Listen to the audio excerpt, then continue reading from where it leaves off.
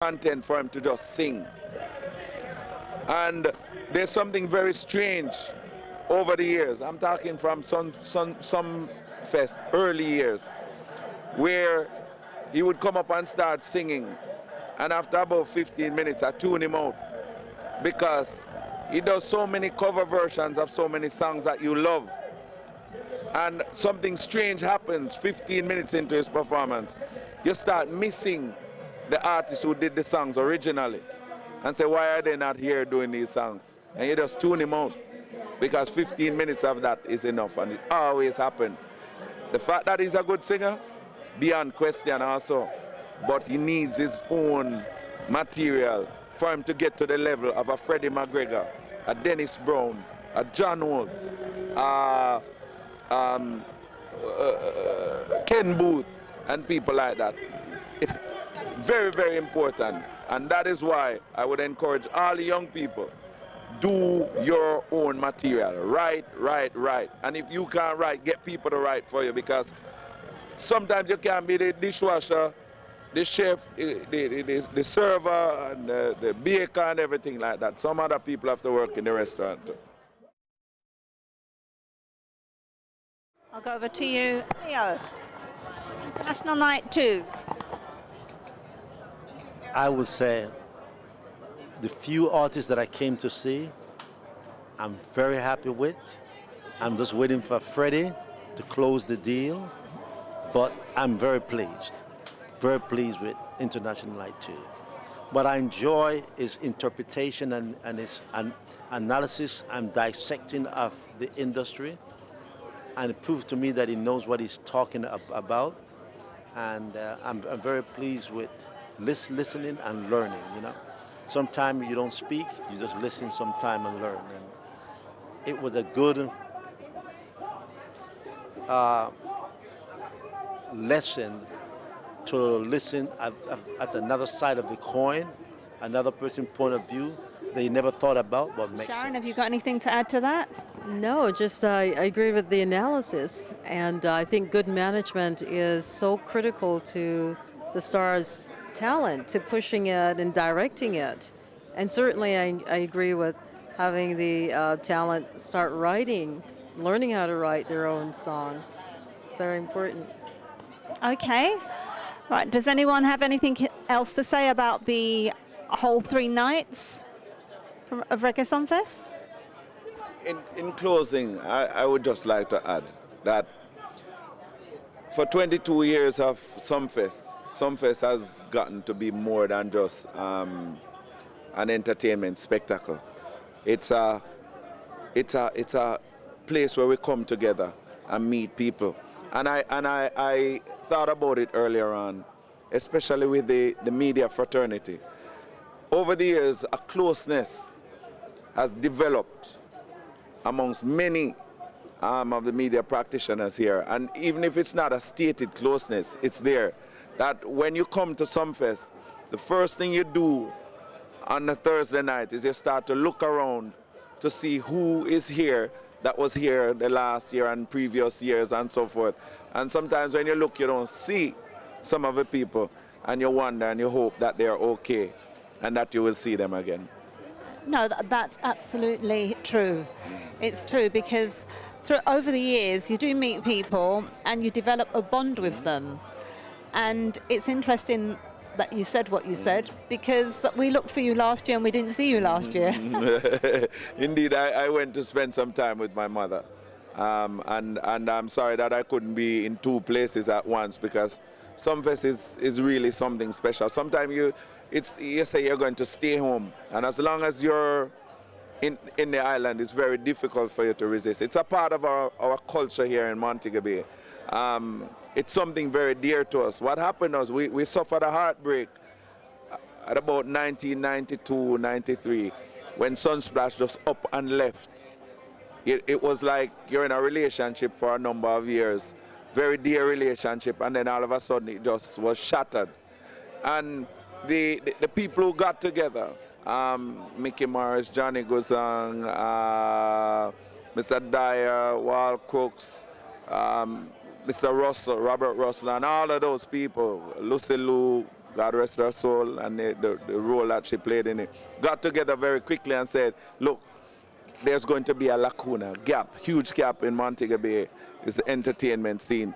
We have to do something very quickly. And they came together, and Summerfest Productions was born, and Reggae Sumfest was subsequently born. When we started covering it, there were probably 1 or 2 journalists at the onset, hardly anybody doing any video, and then it was such a joy for them to have us that there was so much latitude, we could tape whatever we want. Now it reaches a point where you can hardly tape any of the acts and so forth. But we know the changes and the demands and the industry and the transition and so forth. But we know the value of the festival, and we just want for that support to be there for it, and for it to not be taken for granted, and not for the promoters to take it for granted, but to do the work to ensure the longevity of the festival. That's 22 years, that it will last for another 22 years or beyond that, because it's something very needed within our environment, not just for tourism, but also for part of our social scene as well as economic, because it does play a tremendous role in the economy of Montego Bay and Jamaica. To add to that, Theo? I don't know how practical this is, but I've always thought that how could we use Sunfest to have promoters, marketeers, and business people to be here to network with the young talent, and to have some type of seminar or workshop where people learn how to market themselves and promote themselves, because many of the artists lose out because they just don't understand the industry. And I think that Sunfest has the ability to really develop a workshop and a seminar involving all of this to teach people how to be better business people. That's what Ray Goodman and Brown, the Four Tops, the Manhattan, and them got from Motown, how to be best. And I really think it's important that we find ways to groom them and teach them how not to be a one-song artist, but groom them for longevity and so forth. So for me, that's very important. Okay, thank you very much, everyone. I think that was a good summing up of the whole entire event. Thank you all very much. Warren Johnson, Media House, CTV, Channel 58 and 158 and Cornwall Communications Network. Let's Do It in the Caribbean News and PR Caribbean News Jamaica. Sharon Chambers. Theo Chambers, Let's Do It in the Caribbean, and PR Caribbean News. This is Paulette on FiveEyes.tv at Reggae Sumfest 2014, International Night 2, and I have with me Tanisha Scott. Hi. She did the choreography out there tonight for Jean-Paul. So can you tell me a little bit about yourself? Okay, I'm a choreographer, creative director, and movement coach. I've been working with Sean for the last 14 years. Ever since Gimme the Lights, I've been by his side, dancing and choreographing. I decided to step out of the dancing aspect and get new dancers to come in and represent him and the show. They were wicked out there. Right, I just want to hear their names. If I start with you, what's your name, please? Hi, I'm Dejanay from New Jersey. Hi, I'm Mika from Japan. Wow. Hi, I'm Ileana. I'm from Dominican Republic. Hi, I'm Nefertari. I'm from LA and my family's from Belize. Wow, a mixture of girls. Yes, Jamaican Court of Arms are out of many one people. Bang, bang. I've choreographed for Rihanna, Beyonce, Whitney Houston, Mariah Carey, Jay-Z. The list pretty much goes on, but the most important person is Sean Paul, though. And how did you get involved with him? Actually, it was the Gimme Light music video. My best friend is Little X, who directed the video. All right. Yes, so when the video came about, he called me and said, you need to choreograph this video. And I'm like, okay, it's the first time I ever did any type of choreography. I came, worked together, put choreography together for the dancers, met Sean, and it's been the best relationship we've ever had. He's trusted me with his choreography ever since Gimme the Light, when it became this big, huge visual hit. He's like, you get this, I appreciate you and what you do, so I entrust in you to go ahead and go forward, and it's been 14 years later. 14 years. I'm aging myself, but, you know. Yeah. So how do you spread your time? Working, dancing, like listening to music, trying to create, understanding styles. Like you never stop teaching yourself and you never stop learning and just making his show the best that it can be. It never stops. Finding new talent and just making it work. Now this is the first time he's been in Jamaica performing at Reggae Sumfest. Yes. For quite a while, yeah. And is this the first time when he did 10 years ago? Yeah. So it's kind of surreal for us. And where are you from? I'm from Toronto, but my parents are Jamaican. Wow, wow. And what do you think of Jamaica? I think this is bread, butter. This is my blood. I'm at home. I'm so happy. There's nothing to think. I just feel and love, and I'm so excited to be here. So I'm at peace when I'm here. Okay, so can you tell me what's next for you? Working on Sean's big tour. We're going to continue with that. I'm working on some movies right now. And more music videos and artist development, you know, taking care of other artists and helping build their show and students and teaching other young choreographers how to be great choreographers, dancers to be great dancers, and just continue living my dream, which is making sure everybody else's dream is fulfilled. Oh, I think that's lovely. I love to see when people, you know, are extending to others. I think that's great. Yeah, you have to, especially when it comes to this music industry. It's so passionate. It has to deal with your soul, because you're literally putting your soul out there for anybody and everybody to take in and to give out. So that's the only way to be. I've lived my dream, so now it's about these ladies, Sharon, the stage, the band, like about everybody pursuing what they want. Right, my last question to you, and what have you thought about the night so far? I thought the night was incredible. It was really good. Seeing Sharon on the stage, Bada Bands, Bada Gals, like it's perfect. We're in Jamaica, so it couldn't be any better. Did you have the opportunity to see anybody else? No, I didn't. We were working. Okay. All right, well, thank you all very much. Thank you. It's been a pleasure. Thank you. Hi, I'm Tanisha Scott, and you're on 5eyes.tv.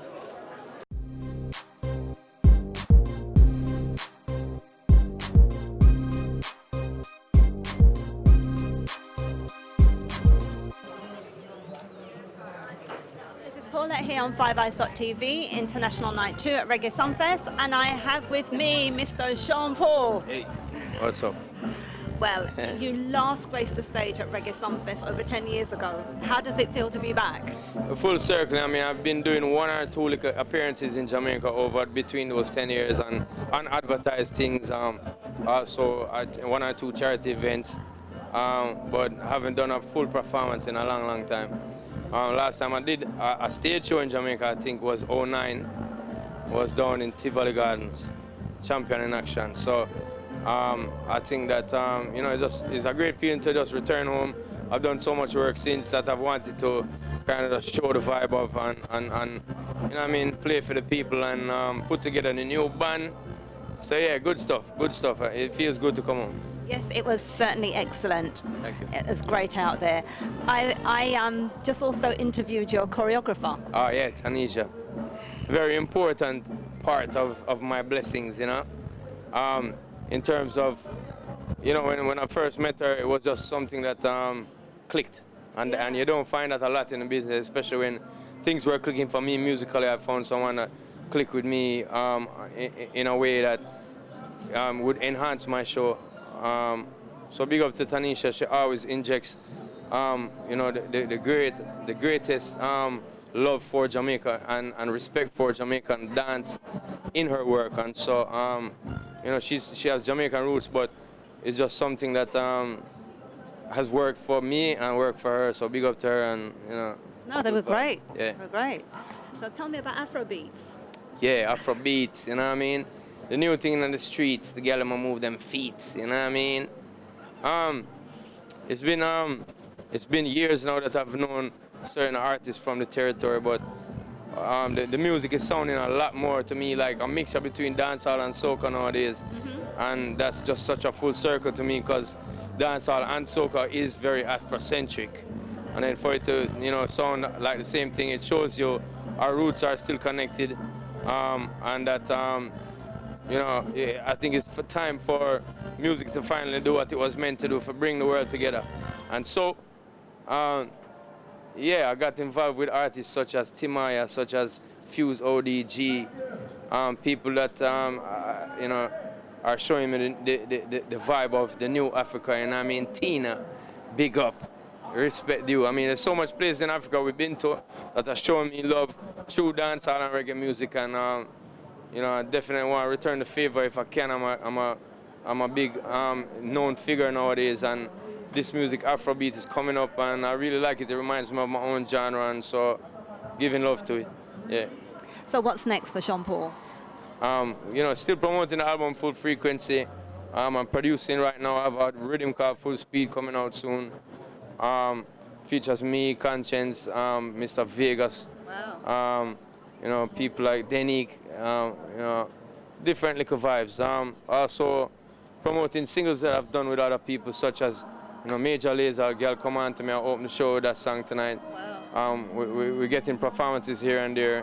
I'm also looking towards doing Good Morning America with Enrique Iglesias. That's a big single right now in the States. And a great song. Bailando is the name of the song, which means dance. And yeah, just looking towards turning up those things on the album Full Frequency still.